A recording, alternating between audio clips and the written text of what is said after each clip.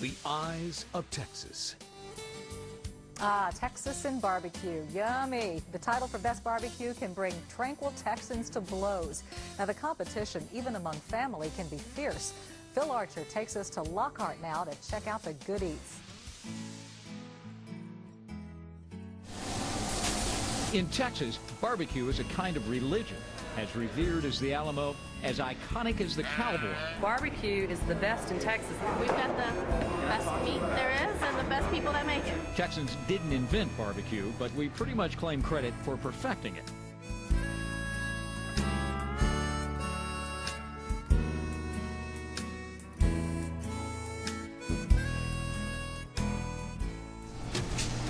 The method of slow cooking meat over an open fire originated in the Indies. African cooks brought it to Texas by way of the Old South, where pork was the main course, but Texans preferred beef.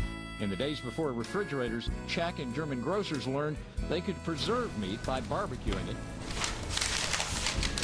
then sell it over the counter in brown wrapping paper. It's still done that way in Lockhart, the barbecue capital of Texas. You can kind of be carnivorous here, you know. In this little town, a handful of barbecue restaurants serve a population of 11,000, plus about 20,000 out-of-towners who come in each week to graze. It's tremendous. We drove all the way to come eat barbecue. Kreitz Market is the oldest and biggest barbecue joint in town. Charles Kreitz opened it in 1900. Since 1948, it's been run by the Schmidt family. It's real simple, you know, we don't do anything fancy. You know. According to Keith Schmidt, it's been that way from the beginning. In this little town, tradition matters. To me, it's the only place in town.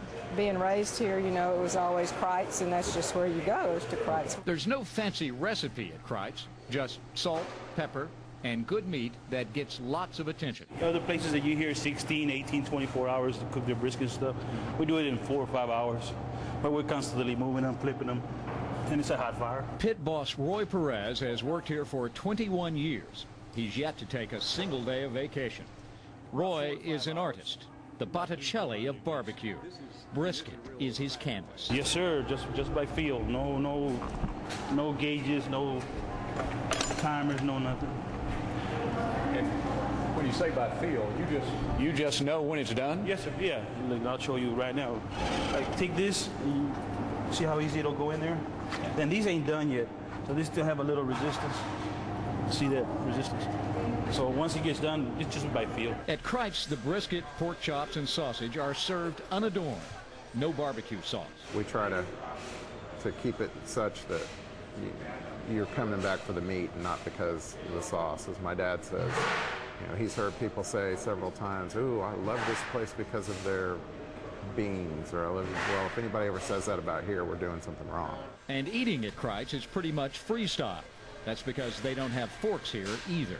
Says so right on the wall. No sauce, no forks, no kidding. We've actually had people tell both my father and me that if we ever had forks, they wouldn't come here anymore. If we ever had sauce, they wouldn't come here anymore. But the Schmidts did take a walk on the wild side about 10 years ago when they decided to add side dishes: beans, German potato salad, and sauerkraut. That break with tradition came after they moved out to the big new building on the highway. The move precipitated by a family feud. A feud that created a new barbecue palace in Lockhart, Smitty's. Is this the only barbecue restaurant you go to? Yes, my sister wanted to stop at the other one. You know, they're broken up now. But I said, no, we have to come to this one. The building is owned by another member of the Schmidt family, Nina Schmidt Sells. The original Kreitz Market was run here by her father. He left her the building, her brothers got the business. When she decided to raise the rent 10 years ago, they moved out. He thought it was too much, and she didn't think it was enough. There was, you know, lease agreement changes. I don't really want to get into all that. It was good for Lockhart barbecue in general. Enough business for everybody.